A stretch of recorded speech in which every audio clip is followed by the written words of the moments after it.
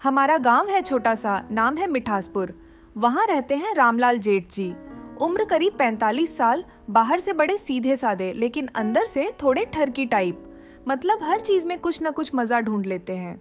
उनके छोटे भाई शहर में नौकरी करते हैं, इसलिए घर पर ज्यादातर जेठ जी और उनकी भाभी सीता अकेले ही रहते हैं। भाभी सीता जी नाम से ही पता चलता है कितनी सुंदर और चुलबुली हैं। गोरा रंग, बड़ी बड़ी आंखें और हंसी तो ऐसी कि पूरा मोहल्ला घायल। घर का सारा काम खुद संभालती है। खाना बनाने में तो महारत है, खासकर अचार डालने में। एक दिन गर्मी का मौसम था, मई जून की दोपहरी। सूरज आग बरसा रहा था। भाभी रसोई में खड़ी थीं, पसीना पसीना हो रही थीं और बड़े बड़े रसीले आमों का अचार डाल रही थीं। तभी बाहर से जेठ जी आए, हाथ में लौटा, मुंह पर गमछा लटकाए। भाभी को देखते ही बोले, अरे भाभी, इतनी गर्मी में क्या कर रही हो? पसीना तो ऐसे बह रहा है जैसे कोई नदी बह रही हो। कुछ ठंडा ठंडा नहीं बनाती क्या? भाभी हंसते हुए बोली, जेठ जी, ठंडा तो बनाऊंगी, लेकिन पहले ये अचार तो डाल लूं। देखिए ना, कितने अच्छे अच्छे आम लाई हूँ बाजार से, बिल्कुल रसीले, एकदम ताजा। दबाओ तो रस ऐसे निकलता है जैसे। अरे छोड़िए ना। जेठ जी की आंखें चमक गईं, पास आकर बोले, भाभी, अचार डालने में मदद कर दूं? मैं तो बड़ा शौकीन हूँ ऐसे कामों का। बताओ क्या करना है?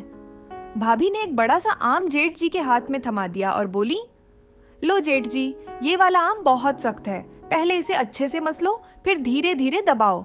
ज्यादा जोर मत लगाना, वरना सारा रस बाहर गिर जाएगा। फिर अचार का सारा मजा किरकिरा हो जाएगा। जेठ जी उत्साह से लग गए।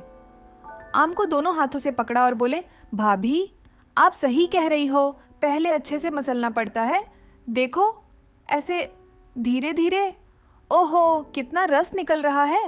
वाह भाभी, क्या बात है। भाभी शरारत से हंसकर बोली, बस जेठ जी, अब बहुत हो गया, ज्यादा मसला ना, नहीं तो ये आम बिल्कुल ढीला पड़ जाएगा।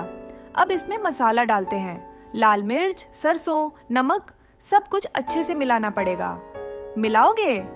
जेठ जी बोले, मिलाना तो मेरा काम है भाभी, आप बस बताती रहो। भाभी ने मसाला डाला और जेठ जी से मिलवाने लगी। जेठ जी हाथ अंदर डालकर बोले, भाभी, ये मसाला तो बहुत तीखा है, हाथ जल रहा है मेरा, कोई तरकीब बताओ ना। भाभी बोली, अरे जेठ जी, तीखा तो होना ही चाहिए।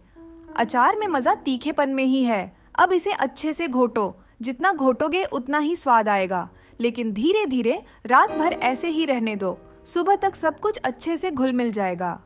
जेठ जी मुस्कुराते हुए बोले, भाभी, आपकी तरकीबें कमाल की हैं। रात भर रहने देंगे तो सुबह कितना मजा आएगा। भाभी ने आंख मारते हुए कहा, हाँ जेठ जी, सुबह उठकर देखना, सारा रस मसाले में समा जाएगा, एकदम परफेक्ट अचार बनेगा। अचार डालकर दोनों थोड़ा आराम करने बैठे। शाम हुई। भाभी ने ठंडी ठंडी लस्सी बनाई। जेठ जी को गिलास थमाते हुए बोली, लो जेठ जी, अब ये पी लो, गर्मी में कुछ ठंडा चाहिए ना। जेठ जी लस्सी पीते हुए बोले, भाभी, आप तो कमाल हो, जो चाहिए वही दे देती हो।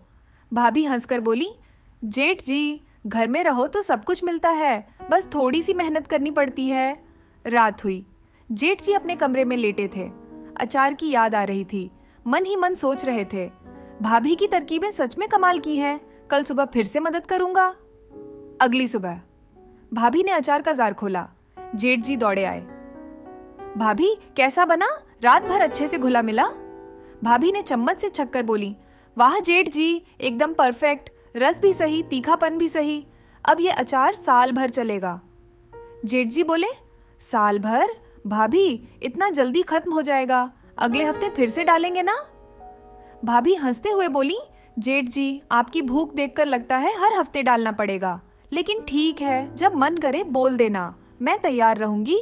और इस तरह दोस्तों, मिठासपुर गांव में जेठ जी और भाभी का ये अचार वाला खेल चलता रहा। बाहर से तो सब कुछ साफ सुथरा, लेकिन अंदर की शरारतें। बस आप समझदार हैं। कहानी कैसी लगी दोस्तों?